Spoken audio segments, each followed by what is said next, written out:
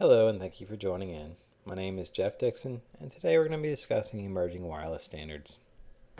To narrow the scope, we'll only be looking at standards based specifically around 802.11 Wi-Fi. Now let's face it, we're in a time where there is a demand for everything to be connected. It's not just phones and computers anymore, but it's your watches, your refrigerator and your microwave, the car you drive, and the list goes on. We now live in an Internet of Things, bringing new and exciting possibilities every day. In order to keep up with the growing demands, our wireless communication standards must evolve as well. The IEEE organization is tasked with developing and defining wireless standards under 802.11 for wireless LAN technology. These are the industry standard for new products and will be our focus moving forward. Our agenda for today will look at three important questions. Where did it all start? Where are we now? And what's coming in the future? To that extent, we'll review wireless standards that have come before, 802.11a, b, g, and n. We'll discuss 802.11ac, the newest standard currently in deployment. Having laid the groundwork, we'll begin our focus on several new and emerging standards that are likely to have an impact in the near future. And to wrap up, I'll discuss two additional technologies that are promising, but still very early in development.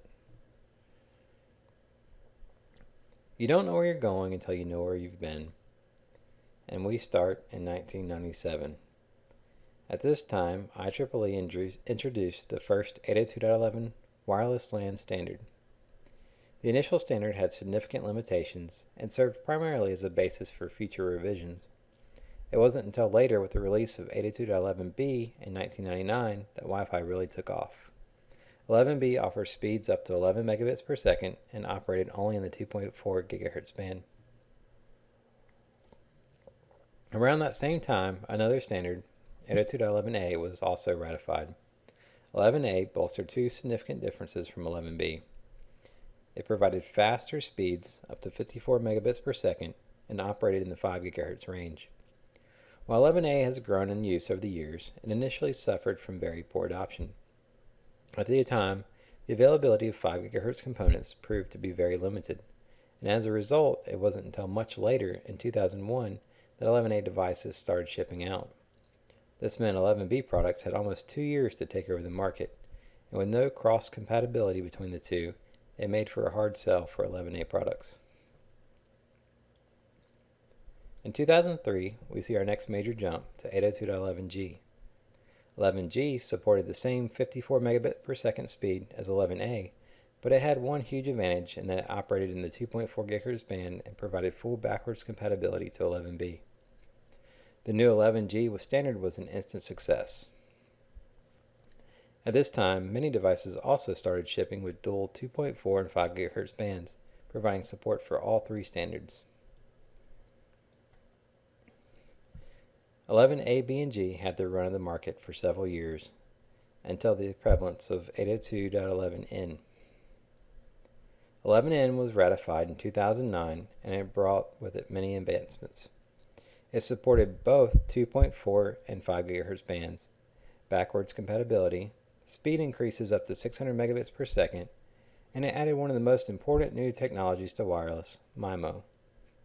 MIMO is multiple input, multiple output antenna technology, and it provides two or more antennas that send and receive data to alleviate many of the issues that may arise from wireless interference or multipath. Now, if you're not up to date on your wireless standards, don't worry. I'm here to take care of that today. And if all of your devices aren't up to spec, there's still no need to worry. 802.11ac. This is the latest standard shipping out today, and their chipsets are fully compatible with all previous standards, A, B, G, and N. However, there's one caveat to note with this. While the chipsets might support all prior standards, 802.11ac specifically is designed to run only in the 5 GHz band. This means that if you want to be able to fall back to 11b and g, you'll want to make sure that your device is listed as dual band for both 2.4 and 5 GHz. As we've seen in the past, many devices are released prior to a standard being ratified. During this time, features and capabilities often vary between vendors and from the final standard as well. 802.11ac is no different in this respect, and 11ac devices are often referred to as either Wave 1 or Wave 2 devices. As you may have guessed, Wave 1 refers to the devices that were released earlier during the drafts of 11ac, prior to the standard being ratified. These devices use the same MIMO technology as 11n, also referred to as single-user MIMO. While capabilities varied slightly, the biggest advantage in Wave 1 devices was that it boosted the speed up to 1.3 gigabits per second. After the standard became ratified in 2013, the next wave of devices were released. The improved features and performance, these fully compliant devices became known as Wave 2. Again, speed was a huge improvement with a max throughput of 2.34 to 3.47 gigabits per second. 11ac further has a theoretical max of 6 gigabits per second when utilizing 8 streams. However, this has not been feasible to implement in most device types. Outside of its raw speed, the speed at which you could connect at any given distance when compared to prior systems was increased, effectively providing an improved range. However, perhaps the most significant change was the introduction of multi-user MIMO antenna technology. Multi-user MIMO equates the ability to support a far more dense client load per AP. To leave the standards talk for a moment, I think it's important to highlight the significance of MIMO technology. When MIMO was first widely introduced with 11n, it was already a game changer for wireless. It allowed multiple data streams to be sent between the client and the access point simultaneously. This helped with speed, range, and many performance factors, but it still suffered one of the notorious limitations of wireless. It could only communicate with one device at a time. So while those channels of communication were improved, every device still had to wait its turn to talk. In an environment with few clients, this is not of much concern. However, in businesses, and even in many homes now, with the prevalence of mobile and IoT devices, access points are easily saturated. While speed has always made a great selling point, the bigger problem to solve in wireless is often an overload of wireless clients. This is a problem that is rapidly growing as we expand the number of connected devices. This is where multi-user MIMO technology has the potential to make a dramatic impact. Multi-user MIMO is introduced in the final version of 802.11ac and is likely to be further enhanced once the new 802.11ax standard is finalized. Multi-user MIMO, in short, provides the ability to send multiple streams of data to multiple devices simultaneously. While there are differences, many have used the general concept of comparing a hub to a switch to help illustrate the differences between single-user and multi-user MIMO. In this context, single-user MIMO is like the hub. When you send data out to a hub, it in turn sends out to every port on the device. Because of this, only one device can communicate at a time, or else a collision would occur. Multi-user MIMO is like a switch. When a device communicates to a switch, the data is sent only to its destination and not to all other ports. Because of this, it allows the multiple devices to communicate at the same time. While the underlying technology between the two vary somewhat, moving to multi-user MIMO could be thought of as moving from a wireless hub to a wireless switch. With current Wave 2 802.11ac devices, multi-user MIMO still has some limitations. One of being that it's currently limited to downstream connections from the AP to the client. While multi-user MIMO improved performance and capacity, the ultimate goal is to support both up and downstream communications. It's possible a third wave, if you will, of 802.11ac devices could support this bidirectional multi-user MIMO. More likely is that we'll see 802.11ax bring support for this multi-user bidirectional capability. 802.11ac is a very powerful and effective standard, and it's brought several new needed features, but it's not without limitations. In particular, it's limited to an already crowded 5 GHz band, and it has significant power requirements that are not favorable for IoT devices. The good news is we're not far off from its successor, 802.11ax. Welcome to the future of wireless. From here, we'll be covering several new and evolving standards. The first, and likely most relevant on our list, is 802.11ax, also known as High Efficiency Wireless LAN. As I mentioned, 11ax is posed to take the place of 11ac once ratified. And that holds true. You'll be seeing a whole lot more of this in the future. While 11ax isn't anything radical, it's what we've come to expect from each new standard. It tries to improve performance and remove limitations over prior standards. With that said, 11ax is also no slouch, so let's take a look. Dual band operation. Likewise, 802.11n also supported dual band communication. However, there's a substantial difference between 11n and 11ax dual band operation. With 11n, you had to make a choice: connect to the 5 gig or 2.4 GHz band. 11ax changes all of this. It will treat the two bands as one large spectrum, allowing clients to utilize all channels across both bands to their full extent. 802.11ax continues the focus of supporting high-density client access. 11ac introduced multi-user MIMO technology. However, 11ax is expected to push the capabilities of multi-user MIMO much further. To this same objective, 11ax is set to use OFDMA, or Orthogonal Frequency Division Multiple Access. This is a technology that's already on use on cellular LTE networks. The general idea behind this works as follows. Starting back with 802.11ac, when traffic was sent using AC through a stream, it utilized the entire bandwidth of that channel, regardless of if it's needed or not. If you could have found a way to use that unneeded bandwidth for other traffic, you could process traffic much faster. Well, this is essentially what OFDMA does. It allows the device to split up a channel so that multiple streams can be sent on the same channel simultaneously, increasing the number of devices that can be serviced at once. As expected, 11ax will tout new maximum speeds, which is listed up to 10 gigabits per second. While I won't get too much into detail, always keep in mind with wireless that the maximum speeds that are advertised for any given standard are often only met under very specific circumstances, and these do not represent the true speed that most users will experience.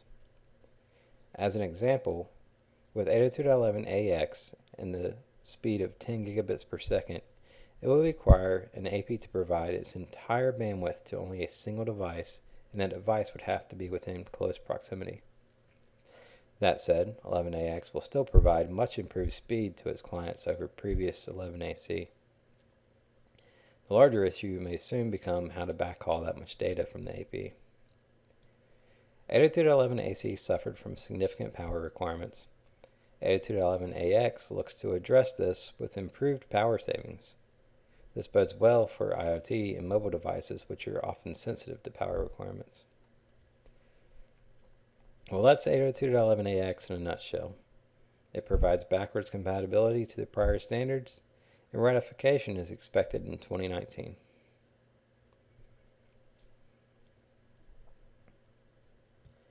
There's no getting around it. IoT devices are coming in the masses. While there are various standards competing for their attention, 802.11ah is being designed with these devices specifically in mind.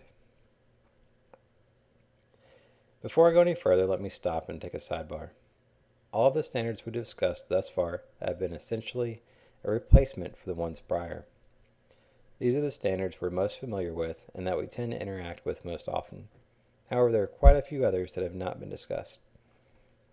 These other standards may address specific feature capabilities, specific device or connection types, and various other aspects that surround wireless LAN technology. These other standards typically complement, add to, or are used in conjunction with these standards we've seen. The remainder of the standards we discussed fall into this category. None of them are likely to directly replace standards like 11AC or 11AX. Instead, they will likely be used to supplement or work alongside those standards. Now getting back on track, let's review IoT devices just a little further. Our laptops, tablets, phones, and other mobile devices are data hungry and demand high-speed access. But on the other hand, most IoT devices at this time are transferring relatively small amounts of data. They have low power requirements and are predicted to be deployed in large numbers, requiring dense client access. 11AH, also called Halo, is expected to release in 2018 and addresses these specific needs. It operates in the 900 MHz band, which helps meet the low power demands and provides almost double the range of current 2.4 GHz networks, with a respectable speed of close to 350 megabits per second. While we may see 11H used for other purposes, IoT devices are by far the most favorable.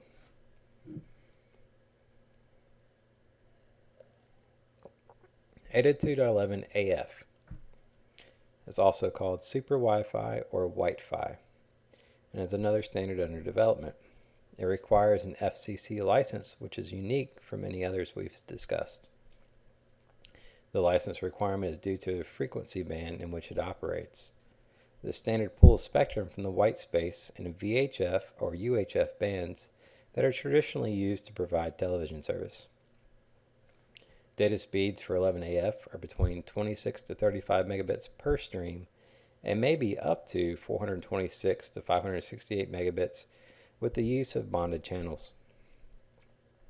The most likely implementation of 11AF would be in the form of carriers providing long-range wireless to rural areas. This could conceivably compete with services like satellite internet in areas that don't have access to other high-speed services. ADA 2.11AY. This is also called WiGig. It's a bit of a wild card. AY is a direct update for the ADA 2.11 AD standard, and if you haven't heard of 11AD, it's because it never really had much success. However, 11AY hopes to succeed where 11AD failed. It operates in the 60 GHz frequency and is currently noted to support 20 to 40 gigabits per second. In addition, there are hopes of increasing speeds up to 100 gigabits per second. 11AY is anticipated to be finalized in 2019. While we don't know for sure if the industry will take to this standard, it has a lot of potential. The most likely use at this time would be for creating point-to-point backhaul links. Other potential uses could be for wireless mesh connections, end-user client connections, and could go as far as replacing HDMI and USB connections, though these are far less likely.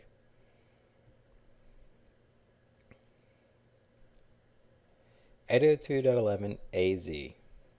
It's all about knowing with fair precision where every wireless client is located and couples in additional power-saving features. There's not a lot of information surrounding this standard yet, but I believe it's going to gain a lot of attention in the near future. Knowing the specific location of clients has a widespread set of uses and benefits. Working with MIMO technology, the client location can improve the system performance. Positioning applications could be used to augment GPS in indoor areas. The opportunities are exciting and only limited by the imagination at this point. Just like you use your GPS in your car to find your way, you could apply the same concept inside buildings. This standard could be used to guide you to a particular office or department in an unfamiliar setting, or to various venues at a conference. It could be applied for providing location during alerts or alarms, and it might even be used for device tracking when trying to locate a certain piece of equipment in a building. This is an exciting standard, and I feel we're going to see some interesting things come from this.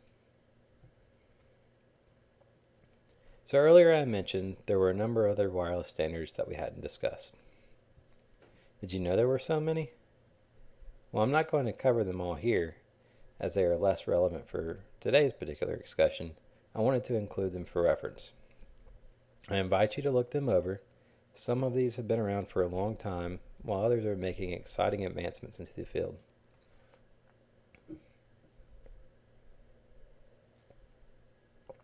Alright, it's time for the bonus round. I have one more slide before we start wrapping things up. Many 802.11 standards suffer from high power consumption. To help with contention and other issues, some standards allow clients to use a sleep mode or sleep states, periodically waking up to check in. While this solves some problems, it increases power consumption and latency. 802.11ba is a very new standard that is being based around improving the energy efficiency and reducing the latency for clients performing these wake-up actions.